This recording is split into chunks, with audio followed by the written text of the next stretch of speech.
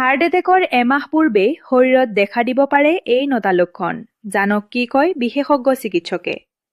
সাম্প্ৰতিক সময়ত পুৰুষ-মহিলাৰ মৃত্যুৰ অন্যতম প্ৰধান কাৰণ হৃদৰোগ। হাৰ্ট এটেকৰ ফলত বহু লোকৰ মৃত্যু হয়। কিন্তু হাৰ্ট এটেক হঠাতে নহয়। শৰীৰত যে কোনো লক্ষণ দেখা নাযায় তেনেকুৱা নহয়। বহুতে বহু ক্ষেত্ৰত উপলব্ধি নকৰে আৰু বহুতে উপলব্ধি কৰিলেও ইয়াক আওকাণ কৰে। কিছুদিন আগৰ পৰা শৰীৰত সতৰ্কতামূলক লক্ষণ দেখা যায়। যদি আপুনি এই লক্ষণসমূহৰ বিষয়ে অৱগত হয় আৰু সঠিক সময়ত চিকিৎসকৰ পৰামৰ্শ লয় তেন্তে আপুনি এই মাৰাত্মক সমস্যাৰ পৰা ৰক্ষা পৰিব পাৰে। বুকুৰ বিষ। হাৰ্ট এটেকৰ আটাইতকৈ সাধাৰণ লক্ষণ হ'ল বুকুৰ বিষ আৰু অস্বস্তি। চাপ, বুকুত টান অনুভৱ, কোনোবাই বুকুখন চেপি ধৰাৰ দৰে অনুভৱ, হাত, ডিঙি, কান্ধ আৰু পিঠিত বিষ। কেতিয়াবা উশাহ-নিশাহৰ কষ্ট, ঘাম, বমি আৰু বমি বমি ভাব আদিও দেখা দিয়ে।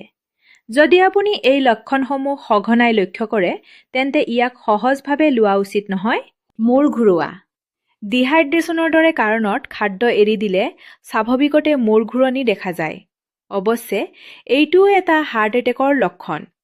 যদি আপুনি বুকুৰ বিষ বা উশাহ লোৱাত কষ্ট পোৱাৰ লগতে মূৰ ঘূৰণি অনুভৱ কৰে তেন্তে আপোনাৰ হাৰ্ট এটেকৰ সম্ভাৱনা বেছি। মগজুলৈ তেজৰ চুট কমি যোৱাৰ বাবে হৃদস্পন্দনৰ পৰিৱৰ্তন হ'লে মূৰ ঘূৰোৱাৰ লগতে বমি বমি ভাব অনুভৱ হ'ব পাৰে।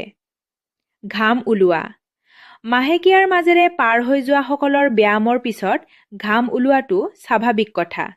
কিন্তু আন সময়ত অত্যধিক ঘাম ওলোৱাটো হাৰ্ট এটেকৰ লক্ষণ হ'ব পাৰে। শৰীৰটো সমস্যা বা মানসিক চাপত পৰিলে যুঁজ বা উৰণৰ অৱস্থালৈ গ'লে ঘামচি ওলায়।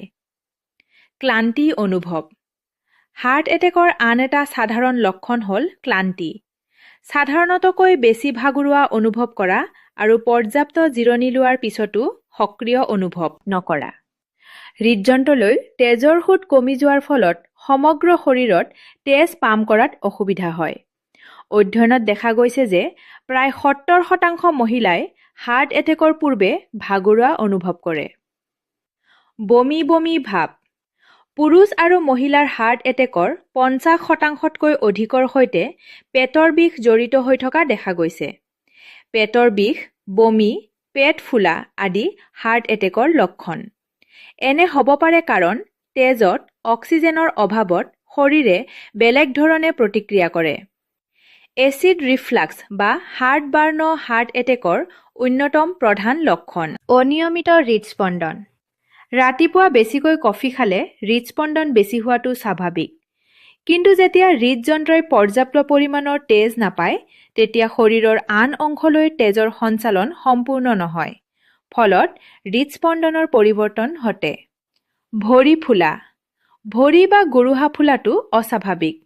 যেতিয়া গোটেই শৰীৰত তেজ সঠিকভাৱে চলাচল নহয় তেতিয়া তৰল পদাৰ্থ জমা হয় আৰু ৰক্তবাহী নলীবোৰ ফুলি উঠে। ফলত ফুলি উঠে যিটো হাৰ্ট এটেকৰ লক্ষণ। শৰীৰৰ আন অংশত বিষ।